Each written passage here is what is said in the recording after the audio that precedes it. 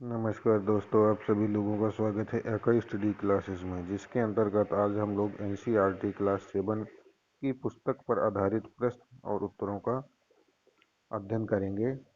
तो आइए स्टार्ट करते हैं। पहला क्वेश्चन है, अल इदरीसी कौन था?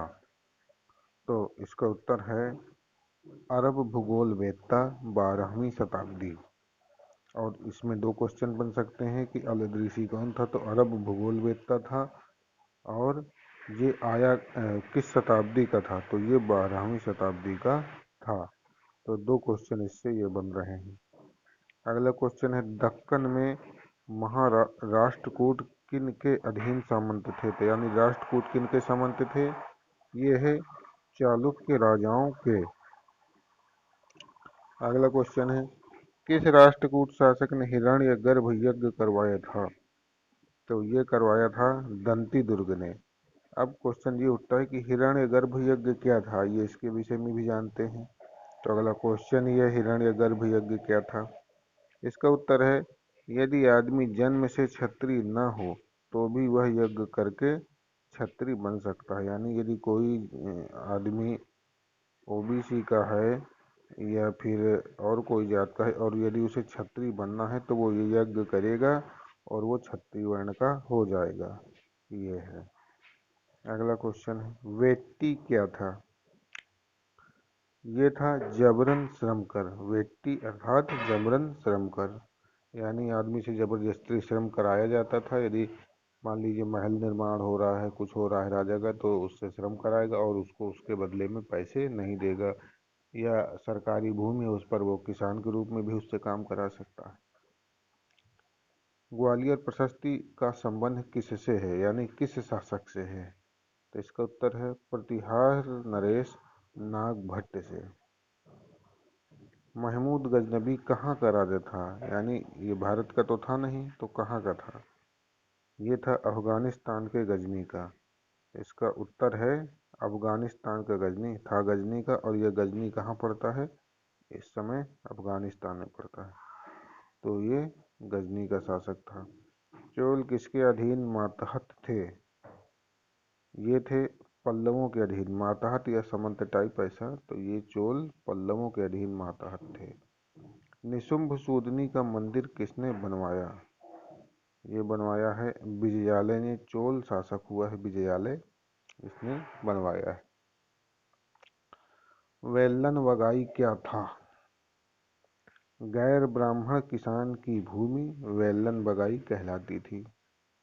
अगला क्वेश्चन है, ब्रह्मदेय कैसी भूमि थी? वो वेल्लन बगाई थी।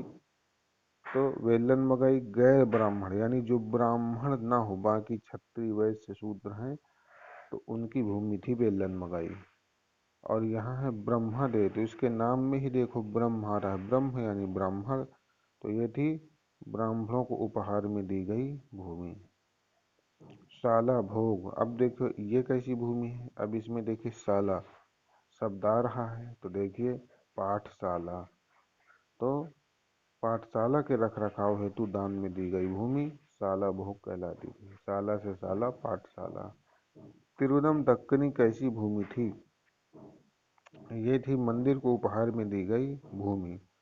वो शाला पाठशाला को दी गई है। तिरुनम दक्कनी ये मंदिर को दी गई। अब ब्रह्मदेव में ब्राह्मण लगा है, तो ब्राह्मणों को दी गई है। पाली चंदनम क्या था? ये देखिए ये भी एक भूमि है।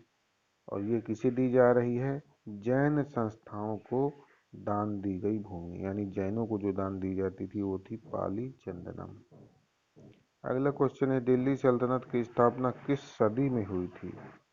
तो ये हुई है 13वीं सदी 1210 में, जब इल्तुतमिश दिल्ली का शासक बनता है। दिल्ली शहर की स्थापना किस वंश ने की थी? जो दिल्ली वर्तमान में आप देख रहे हैं, जिसमें इल्तुतमिश शासक बन के बैठा 1210 में, उसकी स्थापना किस वंश ने की थी? ये है तोबन वंश। शासक कौन था? आनंदपाल या अनंगपाल, जिसने इसकी स्थापना की थी। और सदी थी 12वीं। ये आनंदपाल ना होके अनंगपाल होना चाहिए। अनंग, ये इसका सही शब्द है, अनंगपाल।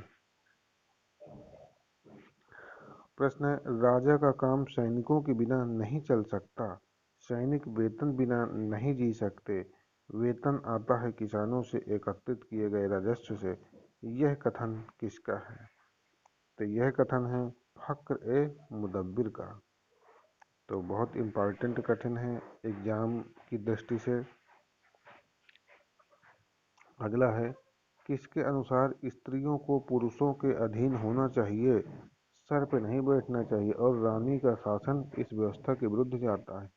यानी कह रहा है कि स्त्रियों को पुरुषों के अधीन होना चाहिए और रानी यदि ऊपर बैठ रही है सबसे ऊपर तो पुरुष को उसकी आज्ञा माननी पड़ेगी। यानी रानी शासक बन गई तो शासक की आज्ञा बाकी लोग तो मानेंगे ही। तो वही वो कह रहा है कि रानी का यदि शासन होगा तो इस व्यवस्था के विरुद्ध है। तो ये कौन कह रहा है? ये कौन कह रहा है? शम्स ए सिराज। इसका देखो नाम है सिराज, सिराज माने सिर, और सिराज सिर पर नहीं बैठा रहा, ये याद करने की, यानी औरतों को सिर पे मत बैठाओ। सिराज औरत को सिर पे नहीं बैठा रहा, ये इसका। अगला, रानी रुद्रम्मा जिनका समय रहा 1262 से 89 तक, किसके समकालीन थी? तो रानी रुद्रम्मा समकालीन थी बलबन के, क्योंकि देखिए बलबन का समय भी दिया गया है 1266 से 87, और यहाँ है 62, यहाँ है 66, यहाँ है 89, यहाँ है 87। तो बलबन की समकालीन रहेंगे। आगे, गुलाम को फारसी में क्या कहा जाता है? यानी जो गुलाम शब्द है, या जैसे दास प्रथा चल रही थी, दास रखते थे लोग, तो उन्हें फारसी में क्या कहते थे? इनको फारसी में कहा जाता था बंदगाह। अगला क्वेश्चन है, किसने यह बताया कि मोहम्मद बिन तुगलक ने अपने अधिकारी जन में नाई, शराब बनाने वाले, बावर्ची, माली आदि को शामिल किया था? यानी जो उसकी अधिकारी जन थे, अधिकारी बनाए थे जो मोहम्मद बिन तुगलक ने, उनमें इन लोगों को भी शामिल कर लिया था। ये सब आम आदमी हैं। ये कौन बता रहा है? बर्नी। अब बर्नी भरा जा रहा है कि अब इस तरह के छोटे छोटे काम करने वाले आए बाएं के आदमियों को तुमने शामिल कर लिया। तो बर्नी क्या है? इस तरह की हरकत से मोहम्मद बिन तुगलक से भरा जा रहा है कि बताओ, निम्न कोटि के आदमियों को तुमने अपना अधिकारी बना लिया। कौन मोहम्मद बिन तुगलक की आलोचना करता है और कहता है कि सुल्तान के राजनैतिक विवेक का नाश हो गया? अब यही देखो आलोचना करेगा, क्योंकि उसने इन सब लोगों को रख लिया था, नाई को, धोबी को, माली को। तो कौन चिढ़ा था? बर्नी। तो यही आलोचना करेगा कि मोहम्मद बिन तुगलक का जो विवेक है वो खत्म हो गया। इसको यही नहीं समझ में आ रहा है कि किसको शासन में रखना है, किसको मंत्री बनाना है, किसको अधिकारी बनाना है, सबको रखे ले रहा है। तो बर्नी ही इसकी आलोचना करता है। बाबर का काबुल पर अधिकार कब हुआ? ये हुआ है सन 1504 में। बाबर फरगना की गद्दी पर कब बैठा? ये बैठा है सन 1494 में, जब उसकी उम्र केवल 12 वर्ष थी। मुगलों ने उत्तराधिकार की कौन सी परंपरा अपनी नहीं अपनाई थी? कौन सी परंपरा अपनाई थी? यानी उत्तराधिकार का चयन मुगल लोग कैसे करते थे? तो ये थी शहदा याद परंपरा थी। इसमें उत्तराधिकार सभी पुत्रों में विभाजित कर दिया जाता था। यानी पिता की जो संपत्ति है, यदि उसके 3 बच्चे हैं तो 3 भागों में, 4 बच्चे हैं तो 4 भागों में बराबर बराबर बांट दी जाएगी। यही चीज थी शहदा याद परंपरा। अगला क्वेश्चन है, अकबर के राजस्व मंत्री टोडरमल ने 10 साला व्यवस्था में कब से कब तक सर्वेक्षण करवाया? तो इसका समय है देखिए 1570 से 80, यानी ये 10 साल ये ले रहा है 70 से 80 में। आगे है, नूरजहां के सम्मान में जहांगीर ने किस धातु के सिक्के जारी किए थे? तो जो जहांगीर था उसकी पत्नी थी नूरजहां, तो उसके सम्मान में किस धातु के सिक्के जारी कर रहा है? ये कर रहा है चांदी के।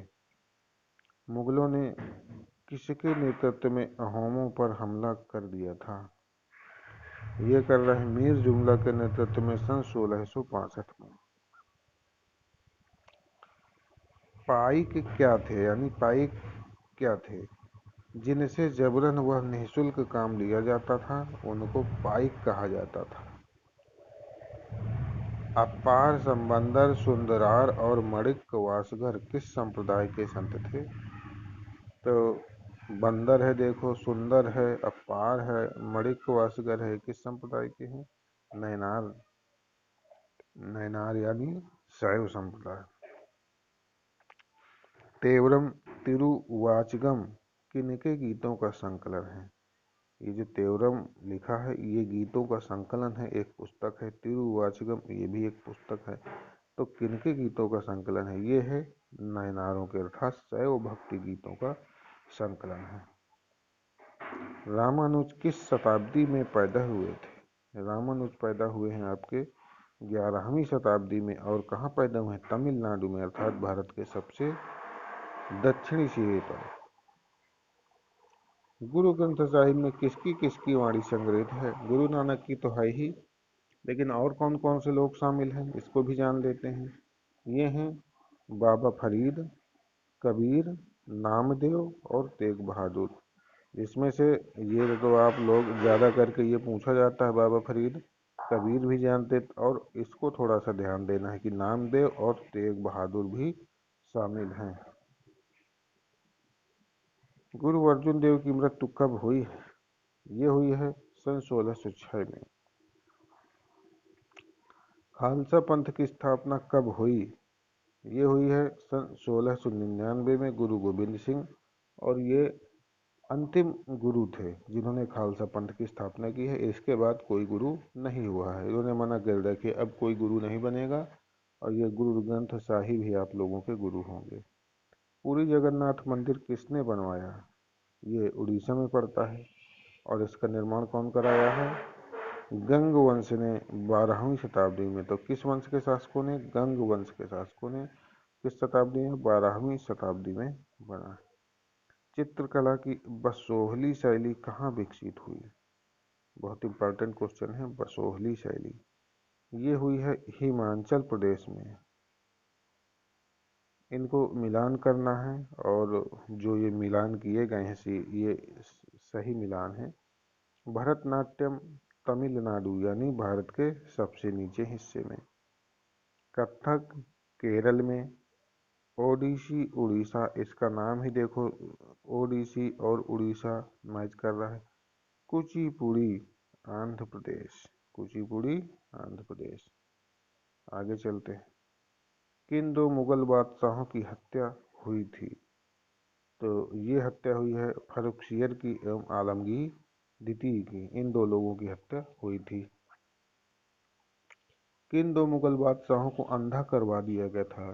और दो मुगल ऐसे बादशाह भी हुए जिनको अंधा कर, हालांकि और भी हुए हैं, ऐसा नहीं है, लेकिन मेन रूप से कौन है? शाह आलम द्वितीय और अहमद शाह।